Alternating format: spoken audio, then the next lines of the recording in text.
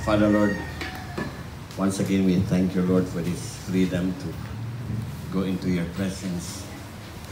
Thank you, Lord, that you are our God, who is compassionate, merciful, gracious, and faithful. A God like you. So Lord, as we continue, God, to listen to your word, which is life to our spirit, Lord, thank you that you will create something in us, that we will go for you. We will go after you, just like what David did. So Lord, we open our hearts to you this morning for you to fill it up. And we return to you all the glory and honor. In Jesus' mighty name we pray. Amen.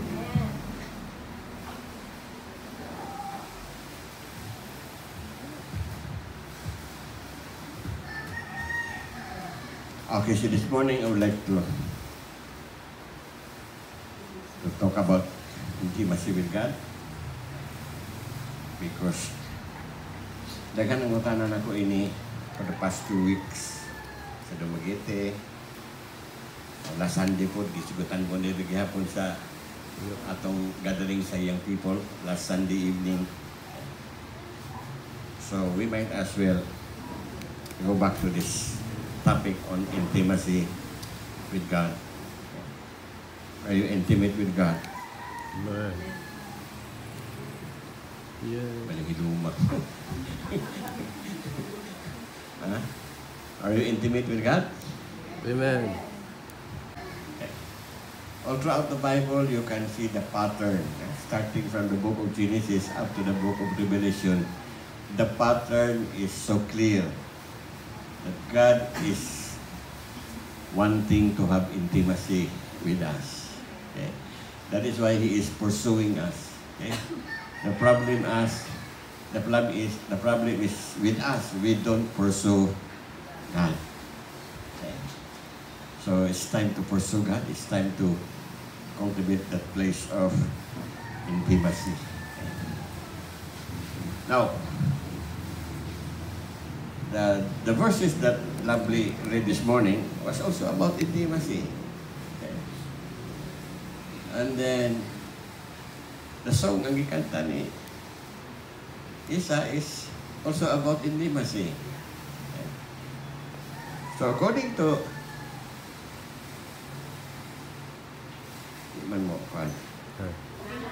Okay na? Okay. According to David in Psalm 63, verses 1 to 3. O God, you are my God. Early will I seek you. Do you seek God early in the morning? Amen. How about the others? My soul thirsts for you. Do you thirst for God? My flesh long for you in a dry and thirsty land. How about that? Nangurog ba imong mga unod or kalawasan kaya wa ka kasinati Ginoo? You feel like dying because you have not encountered God or experienced God? Yung si David nga, my flesh long for you in a dry and thirsty land where there is no water. So I have looked for you in the sanctuary to see your power and your glory, because your loving kindness is better than life. My lips shall praise you. Okay? So, wa pa mo kabot sa punto nga mangutan na mo sa inyong kaugalingon. Moro ba ni gi-offer sa Christianity? Okay? Ano ba lain? Is there something more than this? More than just going to church every Sunday? More than just having prayer meetings? Or more than just having Bible studies? Or more than just having small group activities? Or more than just going in and attending conference and seminars? Or more than just having fellowship with one another? Okay. Is there, what mo gilain? there must be something more. Okay. Kabangan. Kata. Init.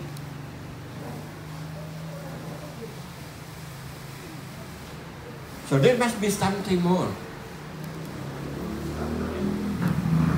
There must be something more. So, whether you like it or not, all of us were created by God to hunger and to thirst for Him. Now, even the world, no? God designed the world, giving us signals or indication that we are to live thirsty for God. Because of all the waters in the whole world, no? Tanan tubig sa tibok kalibutan, apil na ang tubig sa dagat. 97% of all waters in the whole world, 97% dili pwedeng mainom. Okay? Dili sila gitawag og potable water. Apil na ang dagat. So meaning, of the 100% water sa tibok kalibutan, only 3% ang Drinkable. potable Potable. that you can drink. Okay? So, meaning, og imong ayohon, lantaw, murag na ay shortage sa tubig. Kung doon ay shortage sa tubig, therefore doon ay there should be thirst for water. Okay? And God, He created it that way to remind us that we are to be thirsty and hungry for Him. Kano sa amang mo gihaw Ginoo? Kano sa amang mo gigutom o Ginoo? Ano bang mura mo mamatay di mo ka kasi nati Ginoo? Mapa mo kagiana? Huh? You know the reason why there is no signs and wonders in the church, or there is no revival going on, because people no longer hungry and thirsty for God. Na yung mga pastors from other places, yung anak pastor dali kay mag-revival meeting ta, ikaw mo speaker, kung no, dili ko. Kaya kung muna inyong purpose, pag meeting ta para na-revival, magkapoy-kapoy ra ta. Kung wala mo hawas Ginoo, way metabo. Puro ra manifestation, puro ra unod ang maglihok.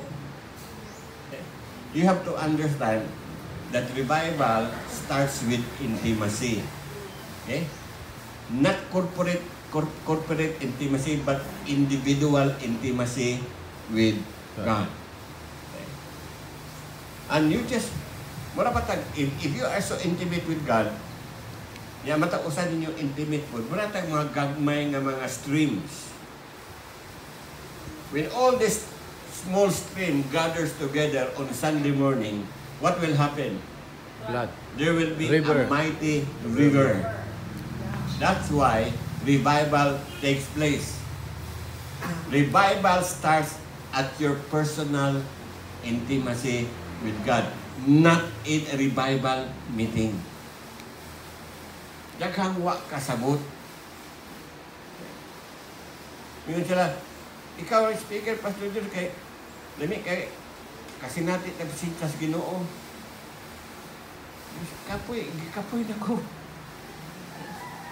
So, yun si David, imagine mo si David, early will I seek you. My soul thirsts for you. My flesh long for you. Meaning, kinatibuk ang lawas ni David, apektado kay nangandoy o Ginoo. Kita, pwede magulay Ginoo. Pwede kayo nagsimbag sa kabulan. Buhi na gyapon. So, there must be something more than this. No, naagoy something pang amor. So, we long for what? We long for something that is deeper. Something that is fulfilling. Something radical. Something life-changing. and something that would make a difference. If you want your life to make a difference, be intimate with God. I have studied, we call it the generals, no? The generals of God. Kining generals of God. Ito ba mga dagkong tao nga gipanggamit sa Ginoo sa una? Okay. People like John J. Lake. Okay. Si John J. Lake sa Amerika, gusto to siya hospital sa una way back in late 1800.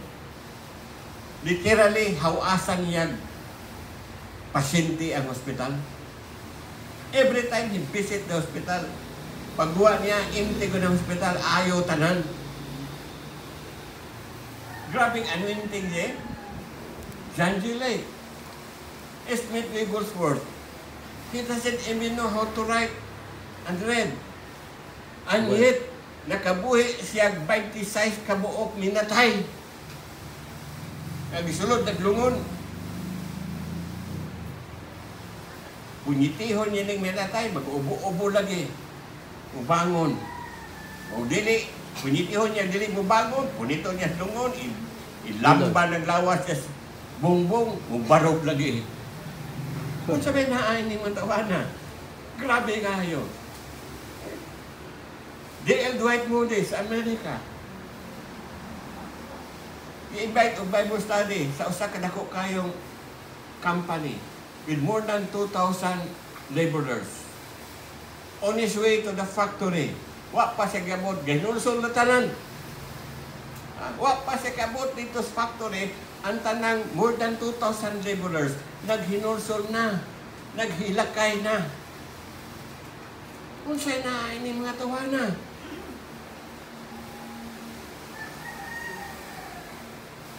John Wesley.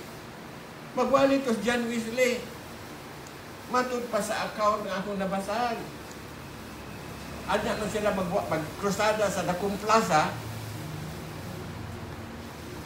Lugos pakita ng mga tao, kapwerteng abuga.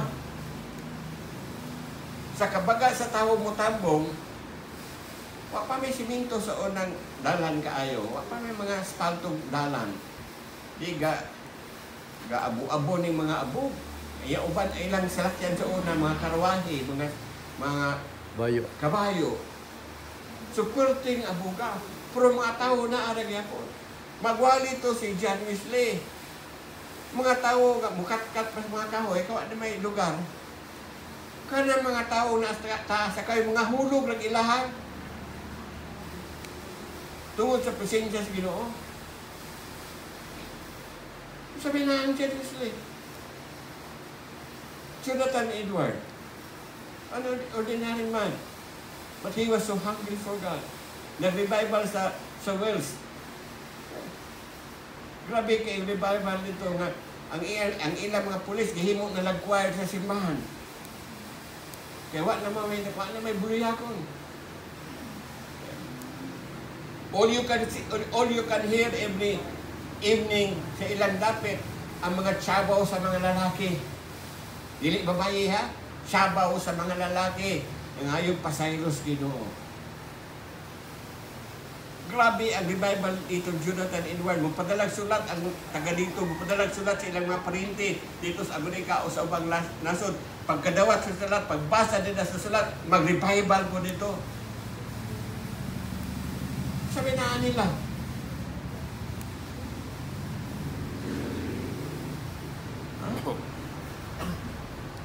I studied this so-called the generals of God. Catherine Coleman. Ang gikopyahan ni Binihin. Catherine Coleman, grabe ito. Ngayon na itong sa auditorium, ngayon na ng muhigot sa ngalang Jesus, wala. Kadi magbakol, mubarog na. Anong masakiton? Ayaw. Musulti lang siya sa ngalang Jesus. Kung siya may naan ni Catherine Coleman. Ami Simple McPherson, the founder of Foster, the same thing. What is common among them?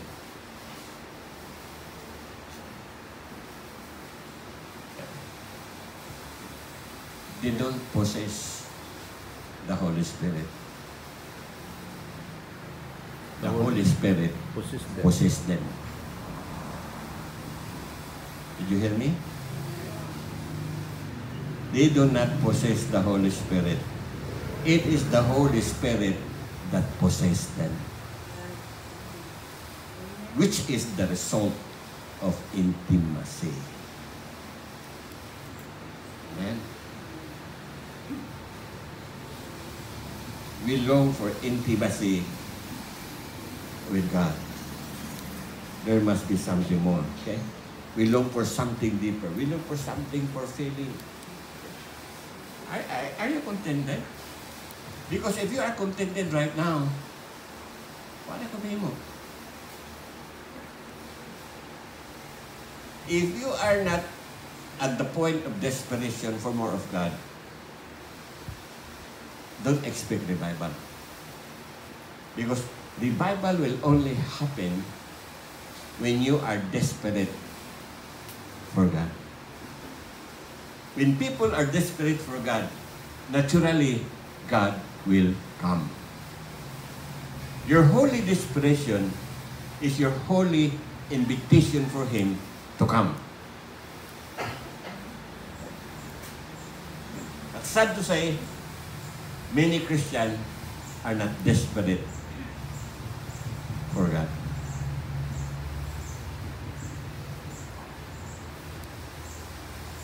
Amen. Labining na sa mga siyudad, mga simbahan.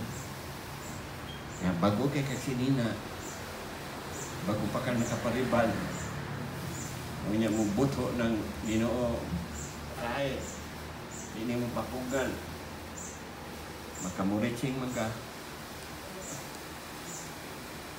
Amen. I was in Kaigangan, Santa Catalina, for a revival meeting. As far as my experience is concerned, that was the only time that I have to cover my ears.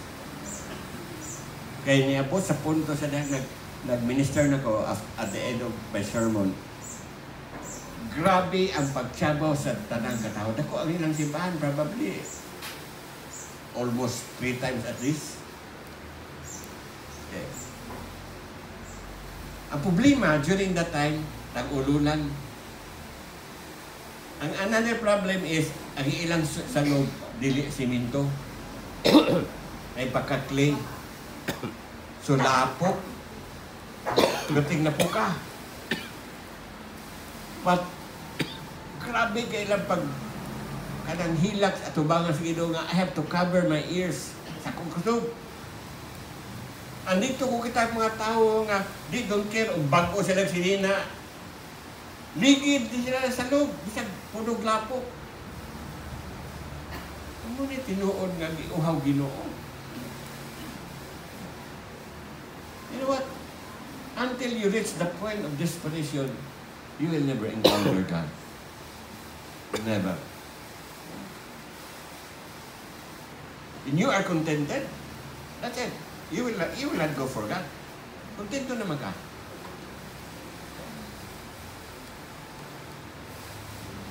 Amen? Life-changing, make a difference.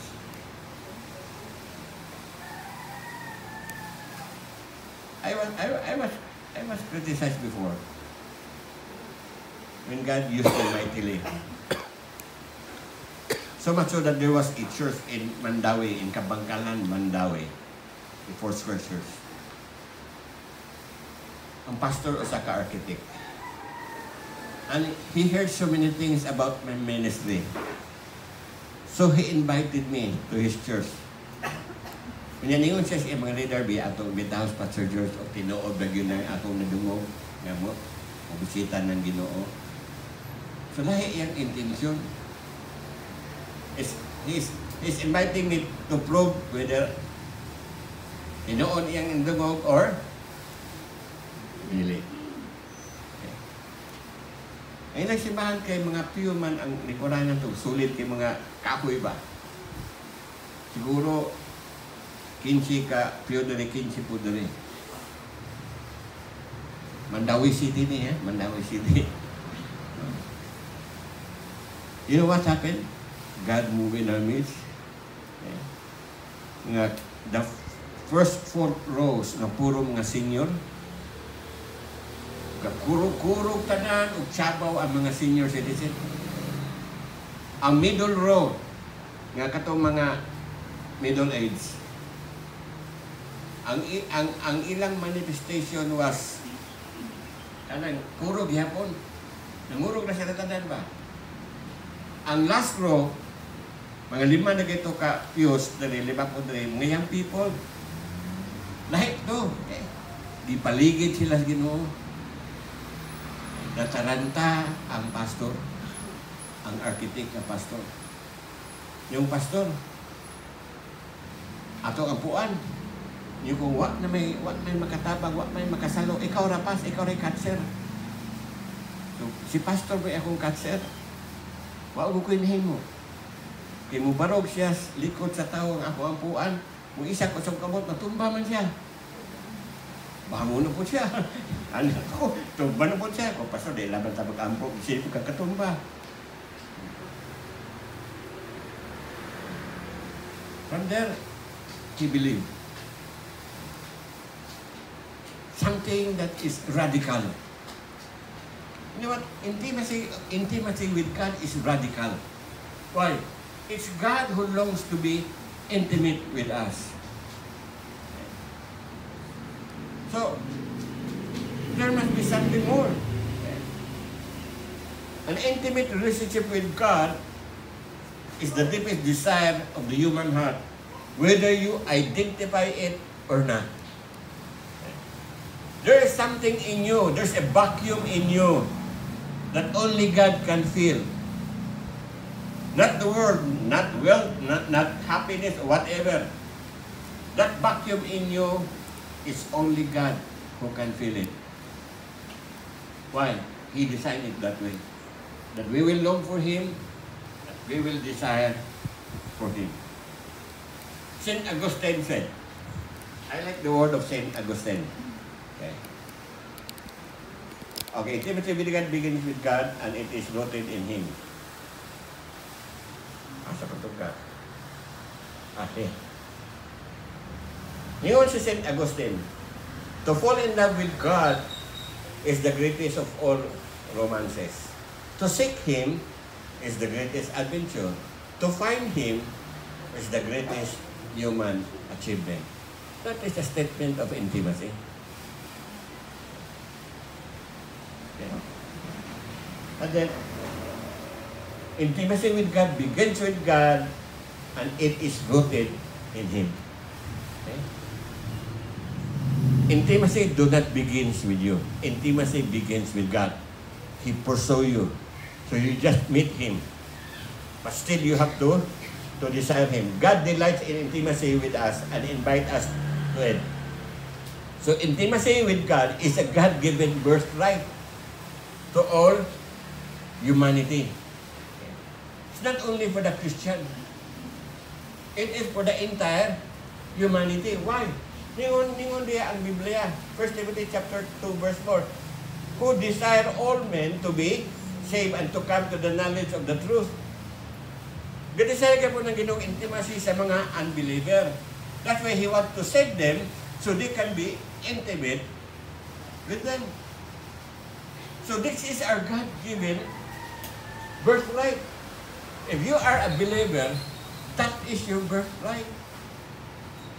Why not use your birthright? Gamitan ng imo birthright. Okay. So, ningon ang Psalm 27, verse 4. One thing I have desired of the Lord, that I will seek, that I may dwell in the house of the Lord all the days of my life, to behold the beauty of the Lord, and to inquire, in some other translation, to meditate in His temple. Muna desire ni David. Niyo, David, kung pwede pa lang anan ako sa sanctuary magpuyo. Kung naningon si David, Lord, bulahan ng mga spider, bulahan ng mga tiki. Because they dwell in your sanctuary. Have you read the book of Psalms? Kung nasulting David, bulahan ng mga tiki, Lord. Kaya na sila nagpuyo sa imong sanctuary. How I wish I could dwell in your sanctuary all the days of my life. That is a declaration of intimacy.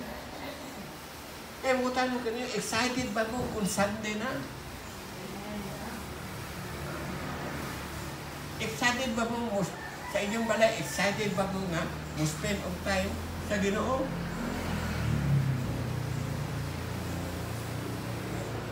Amen? Hindi naman mo manubag. Ingog mo eh.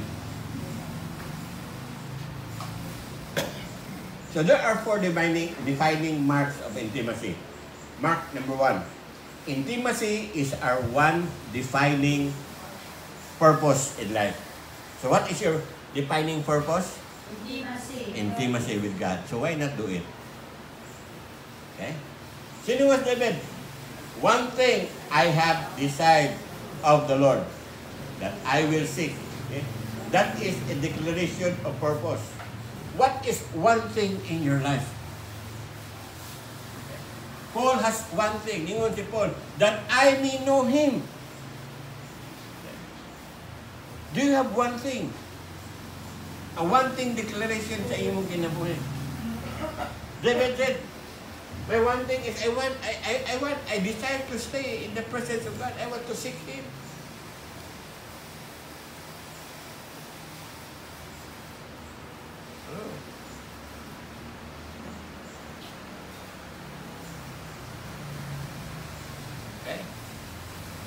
Do you want to seek God?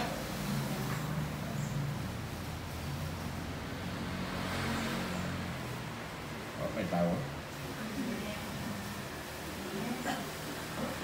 So, the defining purpose of Christian life, okay, is this. It is not merely doing works for God. Bisicus ministry. You know what? You are not called to the ministry. First, you are called to God. Then ministry. I remember the word of God in the book of Ezekiel. Na Ezekiel was so busy ministering to the people. Is it bad or good to minister to the people? It's good. Nag-minister siya sa mga tao in the temple. But because he was so busy ministering to the need of the people, that he neglected the ministry to the Lord. Nag-minister siya sa mga tao, but he stopped ministering to the Lord. Muna, niabot ang punto, gagiingin niya sa Ginoo, okay, I will let you go, minister to your people, but you can no longer minister to me.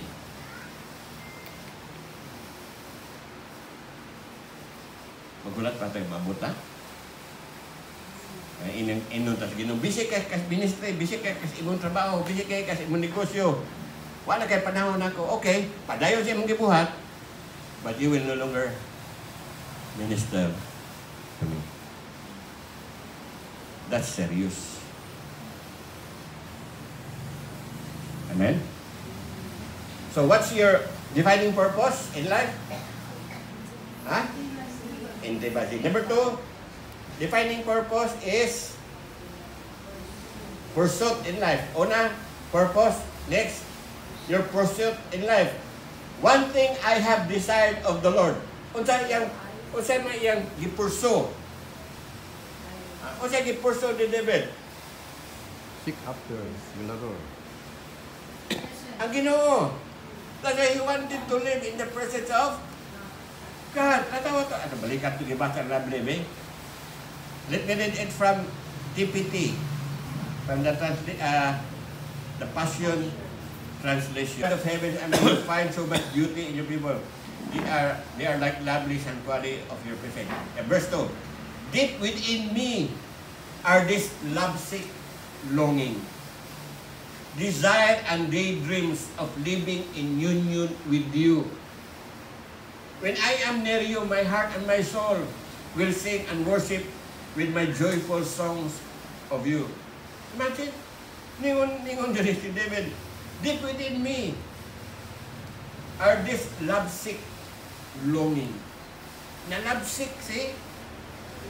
Di sabi na lovesick tadi, kaya pang suod ka kasi imuuyam niya, imuuyam ni Antog Laing Dapit, di mengaw kay ka, di kakatulog, dawanan ka ganag kaon. Mana lovesick, okay? Mana gibati ni David, na lovesick siya. These are desires and daydreams of living in union with God. Siya ka, he will live in union with God. Naningon dali, nanawan na wisdom din. O Lord, my King and my God, even the sparrow and the swallow are welcome to build a nest among the altars in your ark, Lord. May pa din mga Langgam. sayaw-sayaw. Tibon. Kay maka-build pa sila og salag diha sa imong sanctuary. Murag pag na. Murag wa mo di po tawag ng nasuya si David sa mga sayaw-sayaw. Dengan do siya nga mapreha sa sayaw-sayaw nga maka-build sa iyang nest diha sa presensya sa Ginoo ni siya. Build a nest among your altar. Okay. So what pleasure fill those who live every day in your temple? Then, look at this.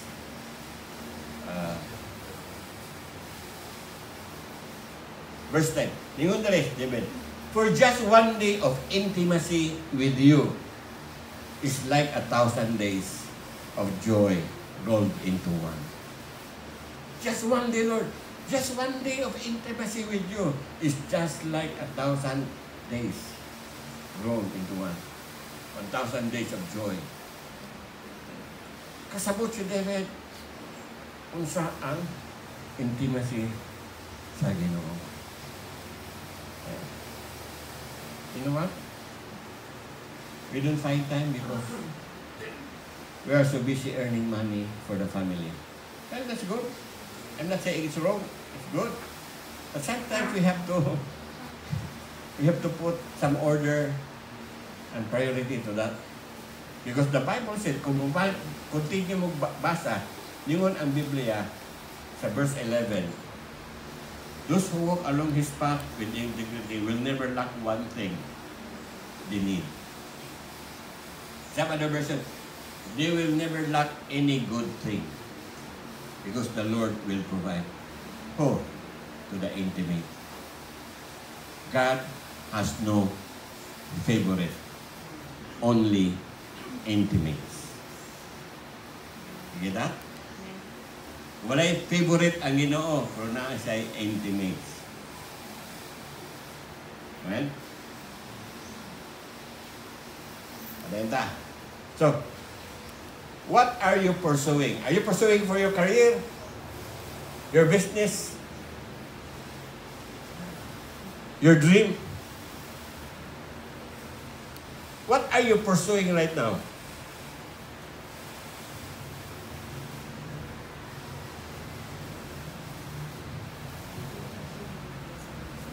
Istorya, mga kahoy na dagay.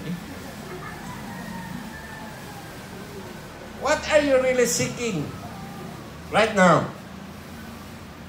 Sa kung imong ipangita ron? Kwarta? Bahandi? Alipay? Are you pursuing ka?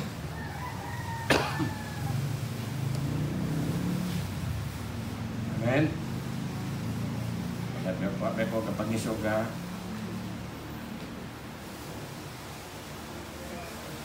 What are you pursuing? Okay. Naman na yung tubag, anak. Okay? Naman na yung tubag. Number 3. Intimacy as our one defining preoccupation in life. Kasi yung una, purpose. Balo mas David siya ang purpose, he pursue that purpose. Okay? Of Intimacy. Now, kaya iya man gi-pursue, it become a preoccupation sa iyang kinabuhi. So, ito basahon. That I may dwell in the house of the Lord all the days of my life. Okay. All the days of my life is not simply stating a period of time, but a preoccupation of life. That is the magnificent obsession of David. He is so obsessed for the presence of God. He is so obsessed for the intimacy of God. Most Christians do not have that holy obsession. Ako di yung kamo ha, most Christian. So sila to. Pahiyong spate. Papi lamot. Go. Unsay holy obsession ni David? Intimacy with God.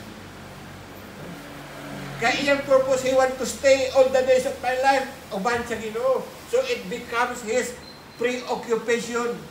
That is the reason that there is no other man in the Bible nga gitawag sa Ginoo a man after God's own heart. Ginoo mismo ni sulti ana. The reason that David is a man after God's own heart, in spite na he committed murder, he committed adultery, and yet he was still a man after God's own heart. Ano man, ang pangandoy na ni David, Ginoo. Hantod siya namatay, Ginoo na iyang ipangandoy. Unang, Ginoo na mismo ni testify nga David is a man after my own heart. Because he was so preoccupied in building intimate relationship with God. Are you preoccupied? Is that your preoccupation?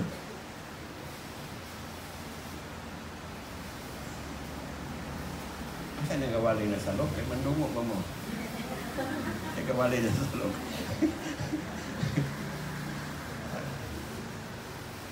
Okay? Okay. First, what's the purpose of David? Intimacy with God. So because he want to be intimate with God, he pursue God. Okay? Unani was David nga, I would like to stay in your temple because one day in the course of the Lord or in the gates is better than 1,000 days elsewhere. So, ano yung pangandoy ni David? He pursue God. Okay. In fact, mubasa mo sa mga kadang chapter sa Book of Psalm, tawag na ito, lament, or kadang katong ascending, ga-ascend sila going to the Mount Zion to worship God. Niwas David, I am glad that you said to me, let's go up and worship God. Sa dalipay ko, ganingon mo, maanga ka sayon kay magsimba ta sa Ginoo. Wala laing ipangando si David, Ginoo. Wala laing tao gitawag sa Biblia nga a man after God's own heart, si David ra. But I believe there will be David here. Amen. Amen. Thank you, Lord. Salamat kaningo sa litingo. Thank you, Lord. Okay. He was so obsessed with the intimacy with God. Number 4, passion. One defining passion in life, to behold the beauty of the Lord and to inquire or meditate in His temple. David don't just want to see the beauty of the Lord. He wants to behold it. He wants to be captivated by it. Murabag si Moses. Ina si Moses, Moses, kamo nalay adtos promised land. Dili ko mukuyog. Kaya kini matawanan, mga bulbulan, mga reklamador. So don't worry. I will send an angel before you to defeat all the giants and all your enemies. And you will enjoy milk and honey. Meaning, I will prosper you. But, my presence will not go with you. Upan, batong tao. Okay na, Lord, wala imong presensya. Nabitaw anghel. Nabitaw flowing with milk and honey. Or karon flowing with milk and money. Okay na, Lord, wala imong presensya. Basta kaya kwarta. Ningo mas Moses anak, no? Ningon si Moses, Lord, Without di you. man ang mukuyog imong presensya na mo, ay na namin ipadala. What's the use? What about ningon si Moses? Lord, even if we will prosper and go into the land flowing with milk and honey, we cannot steward those blessings without your presence. Do you think you can steward all your wealth without the presence of God? No, you will lose it. Oh, Lord. Kung naningon si Moses, Lord, di na lang ni mo ato, Lord, wala ka. And then, ningon si Moses, padayon si Moses sa bargain sino, ningon si Moses, Lord, show me The glory. your glory. Time pa. Di ba, before this happened, Moses spent 40 days and 40 nights alone with God at Mount Sinai. 40 days and 40 nights. According to the Bible, ningon ang book of Exodus, Moses and God, no? Mura bag sa ato apa ng terminal, they have a one-on-one conference for 40 days. That the Bible said that God talked to Moses face to face. So how come nganing mo si Moses, Lord, show me your glory. So most likely, katong first instance nga, they talk with each other for 40 days, God appeared to Moses not in his glory form, but probably in what we call theophany. Human form. Theophany means in human form. Kaya dili man po makakita si Moses sa Ginoo kung spiritura. So how can they talk like a friend facing each other? So it was more on a theophany. This one, in Exodus 33, Moses said, Lord, show me Your glory. your glory. Meaning, nakasabot si Moses that there is something more than the presence of God. Most people settle for the presence of God. Right now, even right now, daghang mga Christian, presensya sa Ginoo rin sigutan. They don't know that there is something a lot better than the presence of God. And that is what we call the Shekinah glory of God, where you can experience His glory. So, ningon ang Ginoo, okay, Moses, wala pa'y tawag na buhi na nakakita sa akong himaya. But I will hide you behind the cliff of the rock. Ningon ang Biblia. Kung sabi, cliff of the rock. Kanang cliff, C-L-E-F-T, ako gilandaw na sa Hebrew Dictionary. Ang meaning ana, samad. Samad. Samad sa bato. And who is the rock? Jesus. By His stripe and by His wounds. Di tam wala ta dili ta mamatay kay gitaguan ta sa Ginoo diha siyang wound. Muna ningon ang Ginoo, I will hide you behind the cliff of the rock so that you will not die when my glory passes by. But ang makita ni Moses yung ano, but you will only see the backside. The contrast and glory ang makita. Okay? But in spite of that, okay na kayo itong Moses. So pa yung Moses, Lord, show me your glory. Si Moses nakakita na Ginoo. Kasi natin na sino, but pwede akong ingon sa kanina, there is something more than this. Sa inyong experience sa inyong Christian life, there is something more that you can experience. Amen? Amen. Amen. Thank you, Lord. Muna ningon Moses, Lord, show me your glory. Meaning, muna ningon Moses, Lord, I know there is something more sa imong presensya. Lord, I am not contented sa imong presensya. I want to know why you are God. I want to know why you are merciful. I want to know why you are gracious. I want to know why you are loving and faithful. Show me your glory. Ito, ipakita sa Ginoo. And the Bible said, sa pagkikat ni Moses, sa himaya sa Diyos. The Bible said, Moses, ihapa siya sa yuta and he worshiped God. That is the only verse in the entire Bible that you can read Moses worship God. He learned to worship God after he saw the glory of God. Amen? Renta?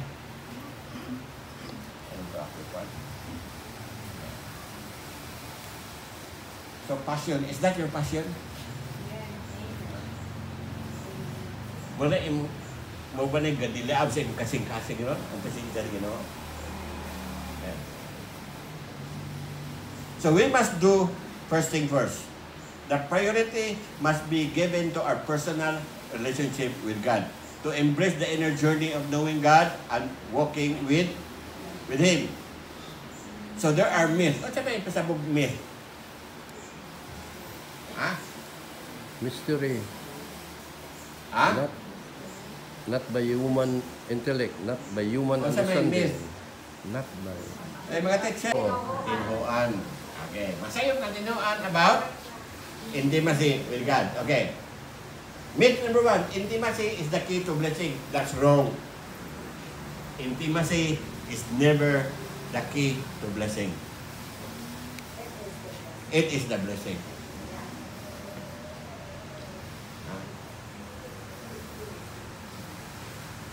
It is the blessing. Yun yung mga pastor ako, mag-revival meeting na pastor so we can feel the presence of God. I told them, you know what? If you have God, those things will just follow. Okay? Supernatural will naturally follow. Kung na Ginoo. So intimacy is not the key to blessing. Kaya kung ang intimacy is the key to blessing, then balik tas performance trap. We have to perform this. We have to build up intimacy. For what purpose? So we will have the blessing. That's wrong. Ayop na. The reason that you want to be intimate with God, because you want to be intimate with God, you love Him, you want to know Him. That's all. You don't even think na panalanginan ka. Oh. Ang imo lang gusto, Ginoo. Whether na ipanalangin wala, Ginoo. Amen. Pero di, imposible kung na kay Ginoo wala kay panalangin. That's impossible. So don't go after the blessing. Go after God and the blessing will just follow. Okay? Myth number 2, intimacy is a price. Dili premium ng intimacy. Okay. Kaya abinin mo, you are super spiritual. So, pwede na kang ma-intimate sa Ginoo. No. Intimacy is a God-given gift. It is grace bestowed on us. It is not a product of your effort nga nahimo kang intimate sa Ginoo. Because basically, it is God that is pursuing intimacy with us. Listen to this. When God created an Eve, He put them in a garden. Okay? For what purpose? So that God will have time with them every day. They spend time with God. They spend intimate time with God every day. Nalaglag si Adan o si Eva. Next, o siya gibuhat sa Ginoo. Iyang inas Moses, you build an ark. And that ark is the ark of the covenant. It's the ark of the presence of God. And put it in the middle of the camp. Why? Ano nas middle man? So that ang proximity sa presensya sa Ginoo sa tanan, dukol ra. He wants to be with His people. Kuman sa arka, ang kani sunod. Si Jesus na tawo. Kasi yung ngalan, Emmanuel, God with us. Hello? Nausubang niya sa Ginoo, oras kaya Paul. Pagka-born again na to, yun sa man si Paul, we become the temple of God. Nidwil na good ang Ginoo nato. And then in the book of John. Revelation, na final na to sa book of Revelation ka na siya, we will be facing with Him face to face. Nag-atuban ng gutan nila. Muna ikuan, ang Ginoo mo nangandoy o intimacy na to, kita mo'y wala. Amen? So it is a grace of God bestowed on each one of us. Myth number 3, with intimacy with God is optional. No, that is not optional.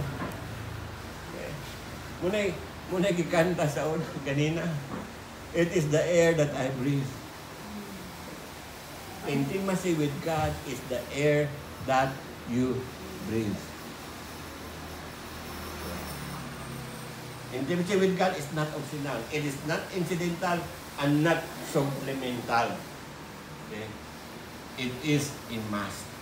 Hinahanglan yun na. Kaya, the call of Christianity is the call to a radical intimacy with God. It is radical because God, the God of the universe, wants intimacy with us.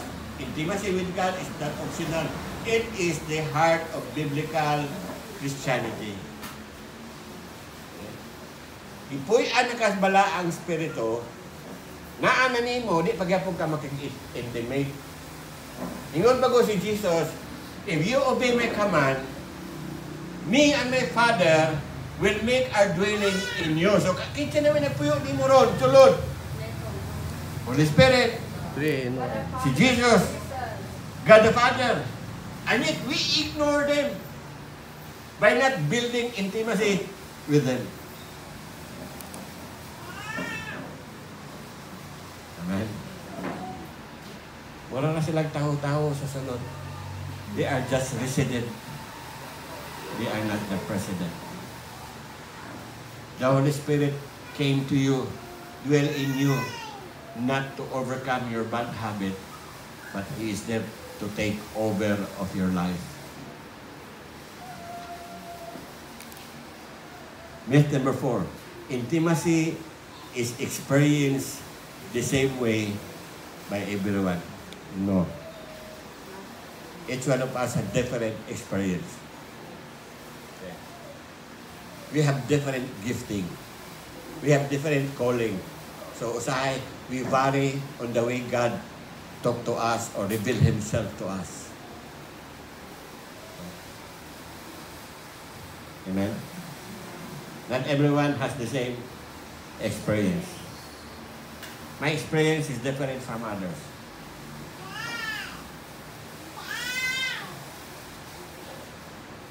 Amen?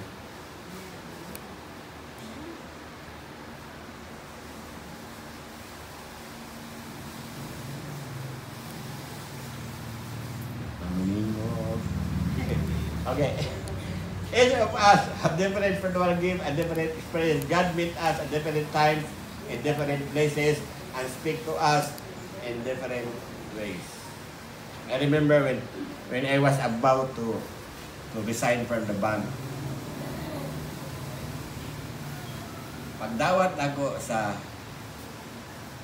I went to Manila on at that time January 1 year 2000. I went to Manila because among conference magsugod of January 2.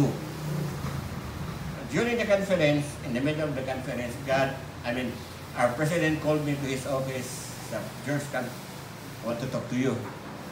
So I went to his office and he told me, I want to promote you. Starting this month, you will be the regional trainer for Region 6. You will cover the provinces of Negros Occidental, Iloilo, Capiz, Aklan, and Antique. So that's your area. So we will pay for your apartment for 3 years. We will buy a Hilux Toyota for you with a driver. We will give you relocation allowance. The bank will take good care of your children, their schooling, their medicine, and all their needs. And you will have around 30 to 40% increase in your salary. Me, Asha. But in that evening, I prayed to the Lord, Lord, if this is your will that I will resign, then let me hear your voice. Let me hear that you call me. Hindi ko malimot ito. I was sleeping at the balay on that evening. Around, I think, 1:20 in the morning,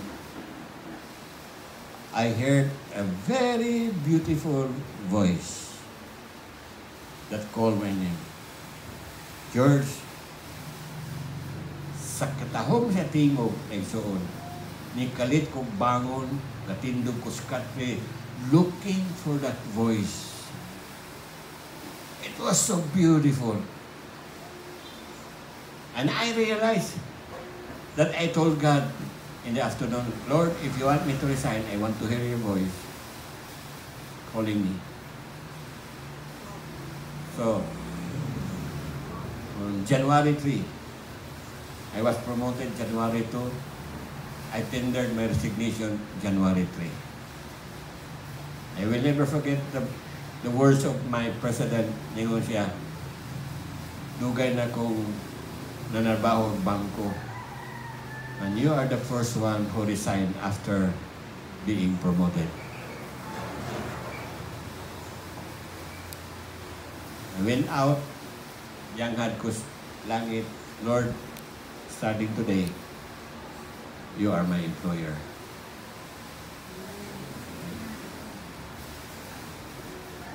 Amen. Intimacy requires sacrifice. Sacrifice of your time.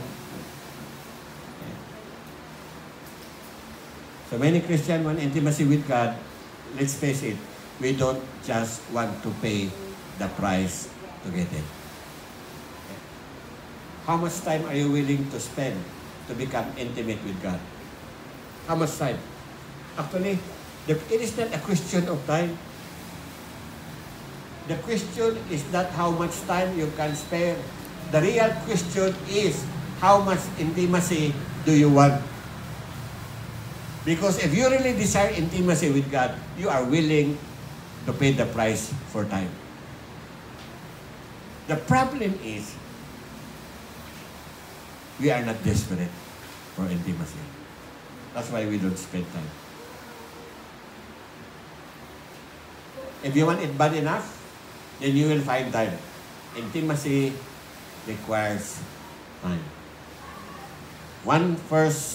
Our first call is to God, not to the mainstream. Jesus was so intimate with the Father. That's why, when mabasa mo sa Biblia, early in the morning when it is still dark, Jesus will rise up and He will go somewhere far from the 12 disciples and He will spend time with the Father alone. Jesus was a man of intimacy. That's why si Jesus musultig sa mga demonyo. Di pa gani kasulti, gapakiloy din ng demonyo. Ha? Kapag sa Biblia na? O pag gani kasulti si Jesus, ang mga demonyo, gapakiloy na. Pero karon mga pastor, papaos nilang rebuke sa demonyo, wag gano'n sa demonyo ni Guha. Why? They lack intimacy. They lack intimacy with God.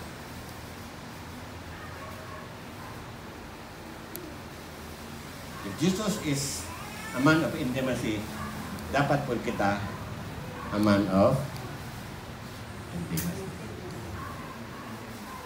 Amen? Amen. Amen. Thank you. You just don't know. God has been pursuing you to be intimate with you. Wala mo ka-realize. Now it's time for you to respond to the pursuit of God. Be intimate with Him. Amen? Hallelujah. Father, Lord, I thank you, God, for your word. God, thank you, Lord, that you are the one who is pursuing us. But sad to say, God, many of your people are not aware of it. And Lord, I pray that starting this day, you will create a holy hunger, a holy thirst for your presence, God, and for your glory, for your people, Father God, that they may they may be desperate enough, Lord, to go after you. Lord, I pray that your people will seek your face, not your hand. Lord, I pray, create that deep hunger for you among your people.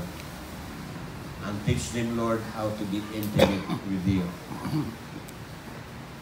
God, I know that there's so much blessing that awaits for the people who are intimate with you. There's something more that they will experience, God. Things that they have never seen before. Things that they have not done before, Father God. These are the things, Lord, that you receive for those who are intimate with you. So, Father God, I thank you. And you will honor our desire. For those people, Lord, who wanted intimacy with you, God, guide them. Put that holy desperation in their hearts. They will never stop until they will build up strong, intimate relationship with you. Lord, dalagon ka sa katapusan.